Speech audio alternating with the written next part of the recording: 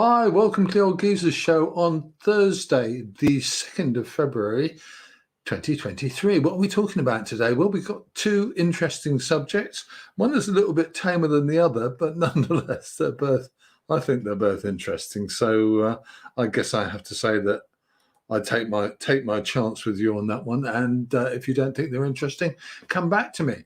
The second part of the show, we're talking about Emily Atack.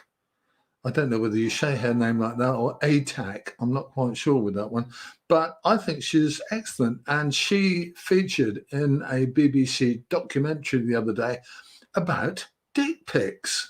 She says she gets 20 or 30 photographs of men showing their genitals or masturbating in front of the camera or something like that. And she gets loads of really quite strange comments. Look at some of these then. Yeah, fine. I mean, it's kind of weird, I think, that you do that in that very public way. We're going to talk about that second, but first, I'm just going to do a little bit about phone scams. Phone scams bug the hell out of me, let me tell you, because millions of pounds, I'm talking about I think there were 250 million pounds was scammed out of people in the UK in the first half of last year. That's a huge amount of money, isn't it? Huge. And I wanted to talk about that because it really, really rings my bell. And let's just do this one, because bear in mind that for so many people,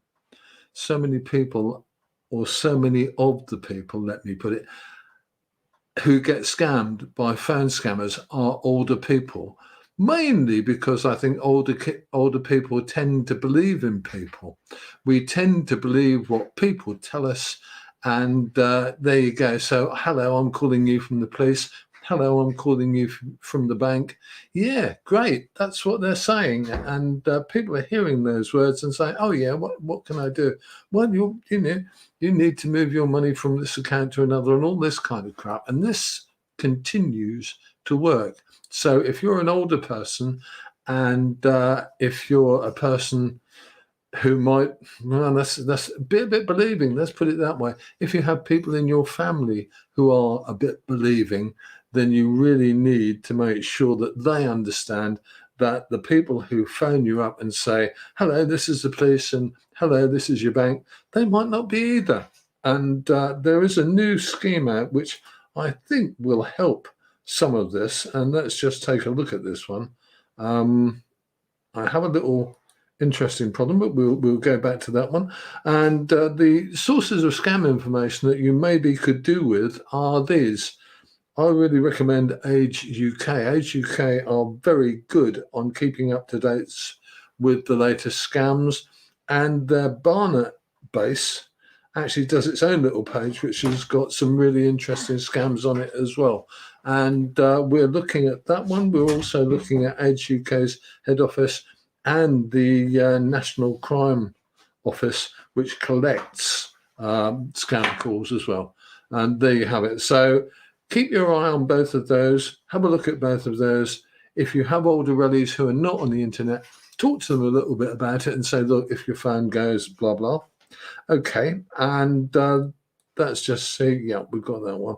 We've got another thing that we're going to go and look at, I hope probably maybe tomorrow or maybe over the weekend. We're going to look at a new service called 159, which has got a really good way of dealing with scam phone calls. And it is one that older people and people who might be a bit vulnerable can use easily, as well as everybody else in the community can use easily. It's funded and put together by the banks. It's funded and put together by financial institutions.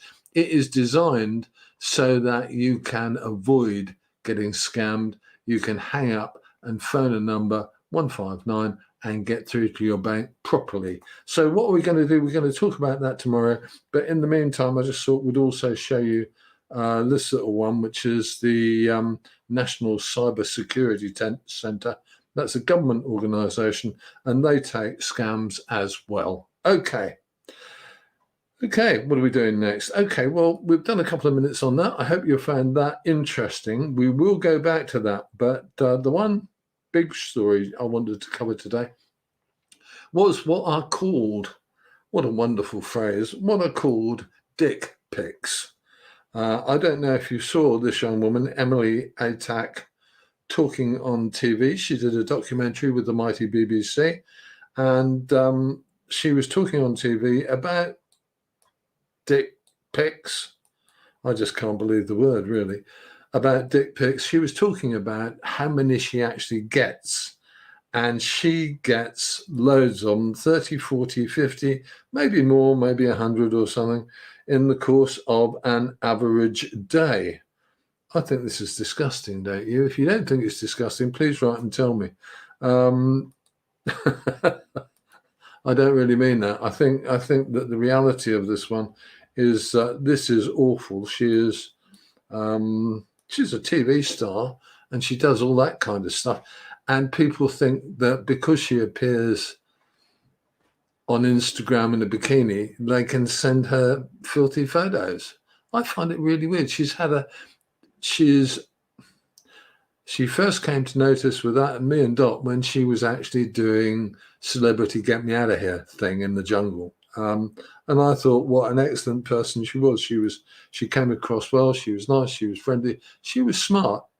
But apparently she's done some roles in as an actor that have made her look a little bit tarty, maybe. I don't know what the word is.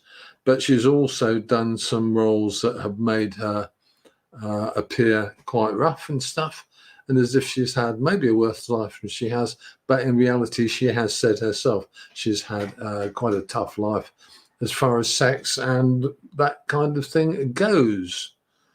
There you go. But does that give people the right to send messages like this and obscene photographs of themselves to Emily Atack? I don't think it does, do you?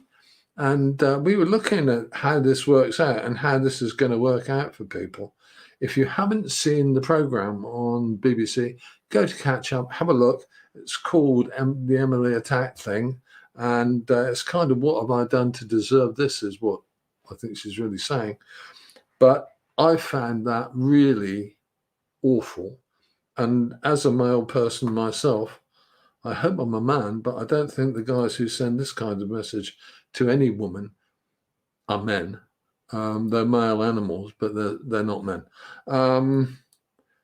And apparently, during the course of the show, Emily revealed that not only does she get these, a lot of random women who've appeared in the public eye get these kind of photographs, and a lot of kids get them. Young schoolgirls get obscene photos from adult males.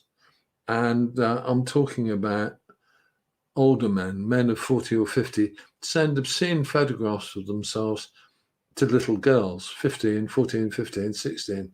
I know they look grown up, but mate, they ain't. So let's talk about this one. Where do we go with this? What can we do with it?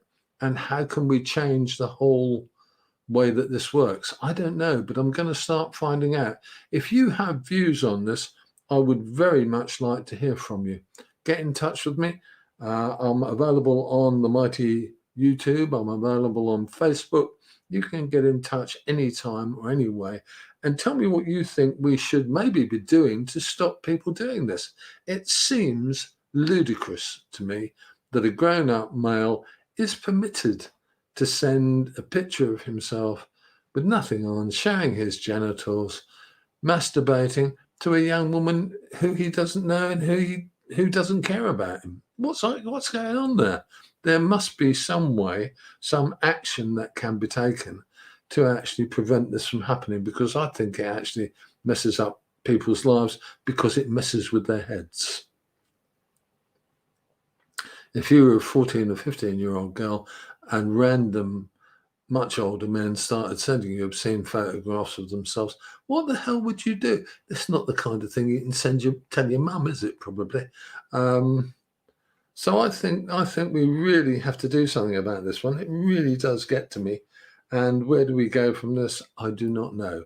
But as far as I'm concerned, on the Old Geezer Show, we will be looking further into this one, as we'll be looking further into scams, and we'll see what we can discover.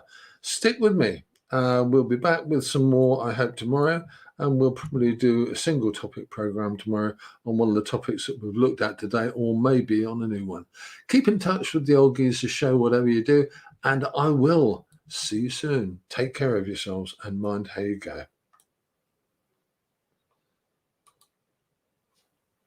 Oh, no, everything's gone a bit wrong. There you go. Okay, I'm Chris. I'll see you later.